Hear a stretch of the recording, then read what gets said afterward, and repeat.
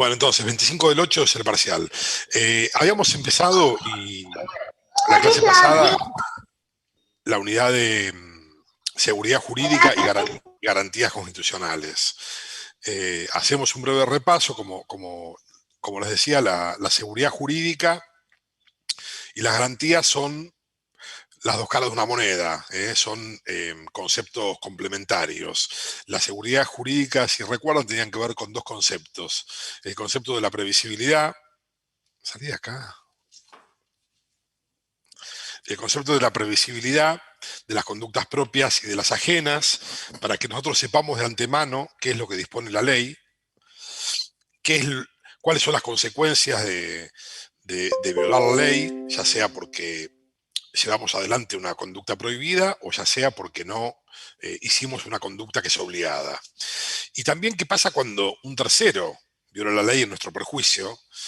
Ya la ley tiene determinado cuáles son las consecuencias. Esto está, de alguna manera, establecido en el artículo 19, que es el principio de legalidad, que vimos que decía: nadie está obligado a hacer lo que la ley no manda, ni privado de lo que ella no prohíba. ¿Qué quiere decir? Bueno, básicamente para que tengamos una conducta como prohibida o como obligatoria, tiene que surgir el texto legal. No hay lugar a grises en ese sentido. Ahora bien, eso nos da previsibilidad, que es el concepto es importante, y por otro lado, la consecuencia o el correlato de esta previsibilidad de las conductas y demás es también poder que el Estado nos proteja cuando nuestros derechos son vulnerados. Estas dos cuestiones, la previsibilidad y la protección frente a una lesión de nuestros derechos, son las dos cuestiones que conforman este concepto de seguridad jurídica. Como contraparte y complementario a la seguridad jurídica están las garantías constitucionales, que son los medios a través de los cuales nosotros podemos ejercer plenamente nuestros derechos o podemos, o son las vías a través de las cuales nosotros podemos reclamar cuando un derecho es afectado. Decíamos, la principal garantía constitucional que no surge de la Constitución, pero la principal garantía constitucional es el derecho a la jurisdicción, entendiendo jurisdicción como la actividad del Poder Judicial, que es básicamente la de la administración de justicia. Entonces, la jurisdicción es poder acudir al sistema judicial para reparar el daño que se nos ha causado, por el motivo que fuera, por una acción penal, por una acción civil o lo que fuera. Cuando tenemos un derecho que reclamar que fue lesionado, el Estado pone a disposición el sistema de justicia o la administración de justicia. Entonces, este derecho a la jurisdicción es elemental y básico. Si no está este derecho a la jurisdicción, no existe nada. Porque si no hay un remedio judicial para que nosotros reclamemos cuando tenemos un derecho afectado, bueno, todo lo demás se cae por su propio peso. ¿Qué es lo que hace el Estado para administrar justicia? Bueno, tiene que ver con la parte, obviamente, de organización política organización administrativa de los tribunales y también todo lo que es la logística pura del funcionamiento de un ente público. Desde la creación de los tribunales, el nombramiento de los jueces, la asignación de competencia a través de la ley a estos jueces, la asignación de recursos para que el Poder Judicial pueda funcionar, empleados, salarios, insumos, bueno, todo lo que ustedes ya se imaginan que son los gastos de justicia que el Estado debe garantizar. Bueno, ese decíamos que era como la garantía fundamental. A partir de ahí hay una serie de garantías, vamos a ver algunas nosotros, algunas que surgían del artículo 18, como es la garantía de la ley y juicio previo en materia penal,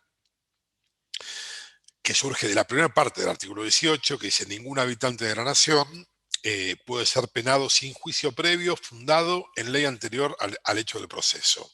¿Qué decíamos respecto de esto? Que contenía como esta pequeña oración, contenía determinados postulados que son obligatorios. El primero de todo es que nadie puede ser privado de su libertad, nadie puede tener una pena sin un juicio previo. Claramente, ese es una garantía insoslayable. Pero además introduce la cuestión o el concepto de fundado en ley anterior al hecho del proceso. Digamos, la ley por la cual nos inicia una causa judicial tiene que ser anterior al hecho en sí que se está analizando. A mí no me pueden juzgar hoy a la luz de una norma que se va a emitir dentro de 2 días. Me tienen que juzgar hoy a la luz de la norma que estaba vigente en el momento en que yo llevé a cabo esa conducta que está prohibida. Por eso dice, en ley anterior, juicio fundado en ley anterior al hecho que dio lugar al proceso. Nunca puede ser en una ley posterior, siempre es en una ley anterior. Esto que es muy básico, es importante resaltarlo, porque forma parte de esta estructura de seguridad jurídica y garantía constitucional. Después vimos, muy brevemente, la aplicación de la ley penal más benigna. Siempre, cuando hay 2 leyes en materia penal, se le aplica a la persona la más benigna. Ejemplo, en el caso de retroactividad ya se sabe, en el caso de retroactividad y ultraactividad, vamos a ver 2 ejemplos muy concretos. Una persona que está atravesando un juicio o al momento de dictar la sentencia, o bien, cuando ya está cumpliendo la condena, ya está preso el tipo, está cumpliendo la condena, si entonces en el transcurso de ese tiempo se dicta una ley penal más benigna, es decir, que impone una pena menor para ese delito, por más que la norma vigente al momento de cometer el delito sea una norma más gravosa, siempre se le va a aplicar la ley más benigna. ¿Qué quiere decir? Que si el tipo ya está preso cumpliendo una condena de 10 años, que era el máximo, y se reforma el Código Penal y ese delito ahora tiene una pena máxima de 5 años, bueno, al tipo se le va a aplicar la pena de 5 años. Y esto es automático. Es un principio del derecho penal, que es la aplicación de la ley penal más benigna, que está expresado en el artículo 2, que yo se los voy a leer. Esperen que lo encuentre. Del Código Penal, no de la Constitución, del Código Penal. Dice, si la ley vigente al tiempo de cometerse el delito fuera distinta de la que existía al pronunciarse el fallo o en el tiempo intermedio, se aplicará siempre la más benigna. Si durante la condena, que es el último ejemplo que yo les ponía, se dictare una ley más benigna, la pena se limitará a la establecida por esa ley. En todos los casos del presente artículo, los efectos de la nueva ley operarán de pleno derecho. Esto es automático. En la hipótesis de recién, estoy cumpliendo una condena a 10 años y ya llevo 6 años preso. Y ese delito cambia la tipología, la pena del tipo penal, y en lugar de 10 años, el máximo es 5. Salgo automáticamente en libertad. Bueno, este es el principio de la ley penal más benigna. Esto es muy importante porque es una excepción al principio de la irretroactibilidad de las normas. Las normas no son retroactivas, las normas no se aplican para atrás. Por eso está el artículo 19 que vimos antes, que nos da la previsibilidad. No te la aplican para atrás una norma, siempre para adelante. Esta es una excepción cuando la norma en materia penal es más benigna. ¿Se entendió hasta acá? Seguimos. Sí. Bárbaro. Ustedes, si no se entiende o tienen alguna pregunta, obviamente me interrumpen, no hay ningún problema. No, una Dale, curiosidad Valeria. puede ser. Supongamos que tiene 10 años que está preso, ¿no? Y que sale por la aplicación de la ley más benigna que tenía que ser 5 años, ¿no? Entonces pasó 7 años preso esa persona. Esos Sí. 2 años de diferencia, ¿pasa No, bueno, algo? no, ¿O no no pasa pasa? nada. Ah, No ok. pasa nada porque se cuenta el momento de la nueva ley. Si ya había cumplido 7, cumplió 7 y sale en libertad, al igual que si Ah, hubiera cumplido 5 ese mismo día. ok, ok.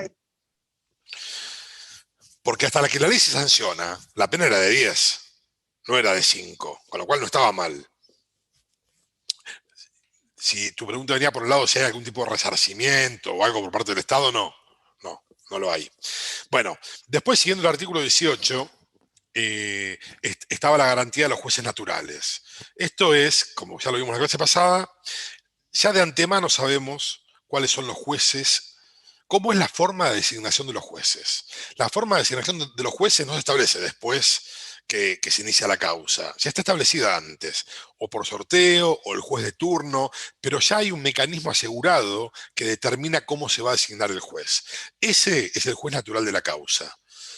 Siempre, y esto es algo que se tiene que cumplir a rajatabla. A vos no te pueden cambiar de juez natural, no te pueden cambiar el juez de la causa si no hay un motivo, una recusación, una renuncia, que también en ese caso está previsto cómo se designa a un nuevo juez en una causa ya iniciada. Lo que no se puede es armar una causa y elegir a dedo un juez. Después veremos si pasa o no pasa que hay jueces designados a dedo, pero en la teoría no lo hay. O es por sorteo, o es el juez de turno, o lo que fuera. Después veremos si los sorteos son transparentes o no lo son. Pero yo les diría que en términos generales este principio básico claramente se cumple. Después veíamos que estaba la inmunidad de declaración y la inmunidad de arresto. ¿Qué significaba esto? Está también en ese artículo 18, que dice, nadie puede ser obligado a declarar contra sí mismo o arrestado, sino en virtud de emanada de autoridad competente. Estos dos principios, inmunidad de declaración e inmunidad de arresto. La inmunidad de declaración tiene como objetivo evitar todo tipo de coacción física, psicológica, moral, etcétera, contra una persona para que declare. De hecho, esto pasa mucho en sede judicial, que todo lo declarado en sede judicial, en sede policial, después tiene que ser refrendado en sede judicial. Sabemos de las prácticas que hay en sede policial en muchos lugares, que a través de medios ilícitos apretan a la gente para que declare determinadas cosas. Del típico caso del perejil, que lo enganchan y le arman una causa y demás. Pero un poco el espíritu de esta norma es ir contra cualquier tipo de apremio ilegal en el marco de una causa judicial. La inmunidad de arresto es un clásico también, que es que una persona solo puede ser detenido por una autoridad competente. ¿Cuál es la autoridad competente para ordenar la detención de una persona? Siempre es un juez. Siempre es un juez. Nadie puede ser detenido sino en virtud de un orden de un juez. En casos puntuales, las fuerzas de seguridad pueden detener a una persona sin orden de un juez cuando esas fuerzas de seguridad encuentran a la persona cometiendo el delito. Si se da el caso de lo que se dice en flagrancia, que es cuando se encuentra a la persona cometiendo el delito, ahí la autoridad policial o la fuerza de seguridad puede detener, dando automáticamente intervención al juez, para que el juez disponga cuáles son las medidas. O, en el caso del estado de sitio, que cuando se declara el estado de sitio se suspenden las garantías constitucionales, que es lo que estamos hablando acá. Y esa suspensión de garantías constitucionales da lugar a que el presidente, a través de las fuerzas de seguridad, pueda realizar detenciones sin orden emanada de un juez. Pero esas son las excepciones. Acá lo que me interesa es que sepamos el principio general de qué implica la orden emanada de autoridad competente. Es la orden de un juez. Y este artículo 18, más adelante, habla de lo que se conoce como la cláusula del debido proceso, que dice, es inviolable la defensa en juicio de la persona y de los derechos.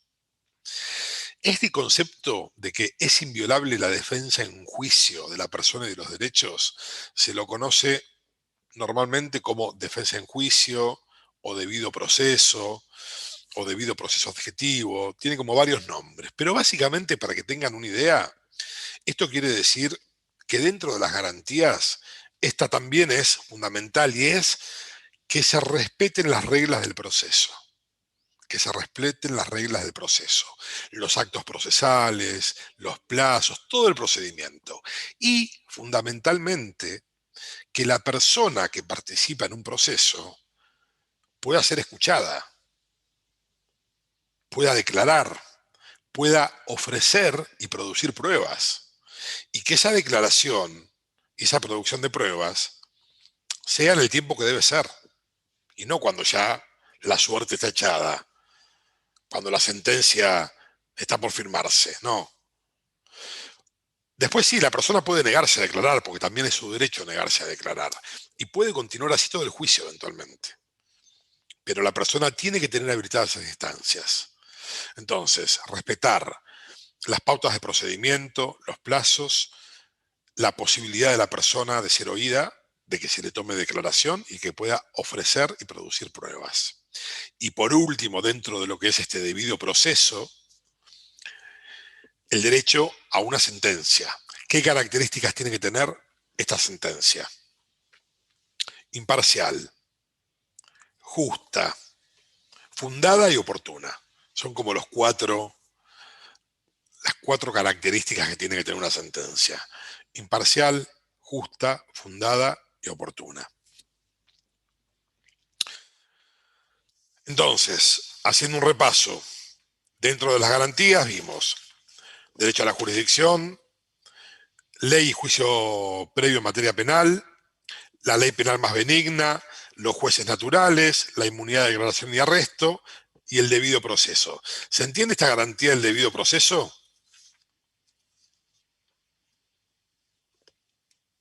Perfecto.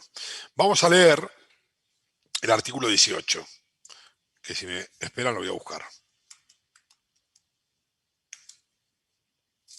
¿El de la Constitución? Sí. Ningún habitante de la nación puede ser penado sin juicio previo, fundado en ley anterior al hecho del proceso. Bueno, esa es la segunda garantía que vimos. La primera, el derecho a la jurisdicción, que como les dije no está en la Constitución, pero esta es la que vimos como juicio previo y pena en materia penal. Dale. Ni Continúa. juzgado por comisiones especiales o sacado de los jueces designados por la ley antes del hecho de la causa. Bien, este es el principio de juez natural. Dale.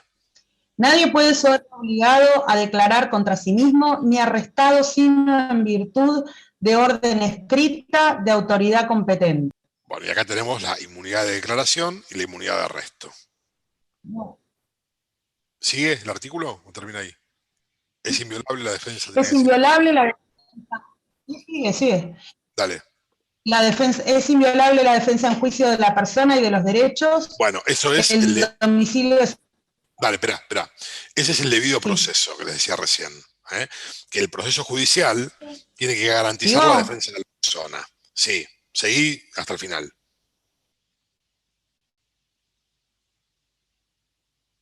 Inviolable, como también la correspondencia epistolar y los papeles privados. Y una ley determinará en qué casos y con qué justificativos podrá procederse a su allanamiento y ocupación. Quedan abolidos para siempre la pena de muerte por causas políticas, toda especie de tormento y los azotes. Bueno. Y el último, las cárceles de la nación serán sanas y limpias para seguridad y no para castigo de los reos detenidos en ellas. Y toda medida que a pretexto de precaución conduzca a mortificarlos más allá de lo que aquella exija, hará responsable al juez que la autorice.